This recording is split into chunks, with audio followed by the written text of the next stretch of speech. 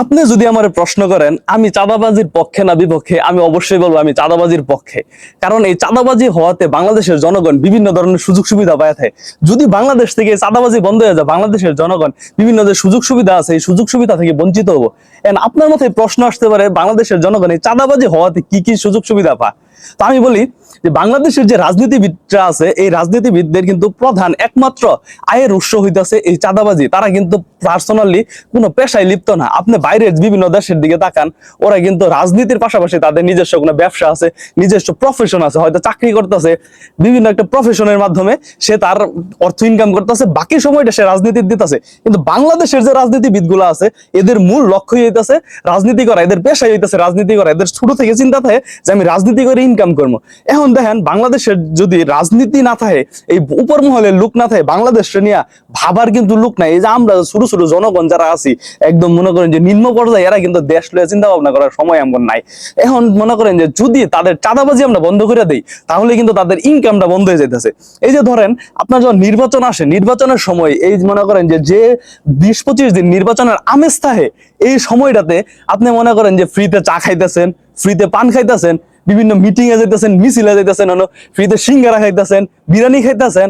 এই যে মনে করেন লাফালাফি করে মারামারি করে 500 টাকা পাইতেছেন, এই টাকাটা কিন্তু জনগণ পাইতো না যদি চাঁদাবাজি বন্ধ হয়ে যায় দেশের থেকে। এরপরে মনে করেন যে এই যে নির্বাচনের আগে মনে করেন আপনার ঘরে যাব, ঘরে যাই হাইরে আপনার পকেটে মনে করেন 1000 টাকা নোট একটা গুঞ্জা দিয়ে কসকসা নতুন, এই টাকাটা কিন্তু আপনি পাইতেন না যদি বাংলাদেশ থেকে চাঁদাবাজি বন্ধ হয়ে যায়। তাই মনে করেন যে বিভিন্ন দিক বিবেচনা করলে দেখা যায় যে মহিলারা যে ওই যে কি দেয়, গুল দেয়, জর্দা খায়, পান খায়, এই নির্বাচনের সময় কিন্তু এই রাজনীতিবিদরাই যাই আপনার বাড়িতে যায় এটা দিয়াবো। ঠিক আছে? তো আপনি যদি মনে করেন বাংলাদেশ থেকে চাঁদাবাজিটা বন্ধ হয়ে যায় তাহলে কিন্তু আপনি ওই যে নির্বাচনের আগে কোন রাজনীতিবিদ যাই আপনার বাসার যাই পান, সিগারেট, বিড়ি, চায়ের টাকা দিয়ে যেত না, পকেটে 100-1000 টাকা কসকসা নোট গুঞ্জা দিয়ে যেত না। ঠিক আছে?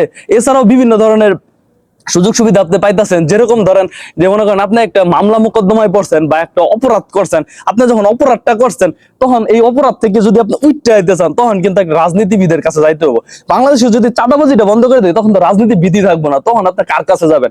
আপনি একটা অপরাধ করছেন, অন্যায় করছেন, ধরেন আপনি একটা খুন করে ফেলছেন, একটা মানুষকে ধর্ষণ করে ফেলছেন, ওই সময় আপনার পাশে কে দাঁড়া? আপনার আশেপাশের আপনার কাছের যে রাজনীতিবিদ আছে ওই কিন্তু আপনার পাশে দাঁড়া, ওই কিন্তু আপনাকে ওইখান থেকে উদ্ধার করে আনে। আপনি যত বড় অপরাধী করেন, আপনার যদি কোনো বড় ধরনের রাজনীতিবিদের সাথে আপনার সম্পর্ক ভালো থাকে, আপনার ওই অপরাধ কোনো অপরাধ না, আপনার ওইখান থেকে ঠিকই তুলে নেবো। তাই আমি মনে করি বাংলাদেশে এই সাধারণ জনগণের জন্য হইলেও, সাধারণ জনগণের স্বার্থের জন্য হইলেও চাঁদাবাজিটা চলতে থাক। কারণ চাঁদাবাজি বন্ধ হলে রাজনীতিবিদ বাংলাদেশে থাকবে না, আর রাজনীতিবিদ না থাকলে দেশের জনগণ এই সুযোগ সুবিধাগুলো পাবে না। তাই আমি মনে করি বাংলাদেশের রাজনীতিবিদ থাকা দরকার, চাঁদাবাজি থাকা দরকার। সবাই ভালো থাকবেন।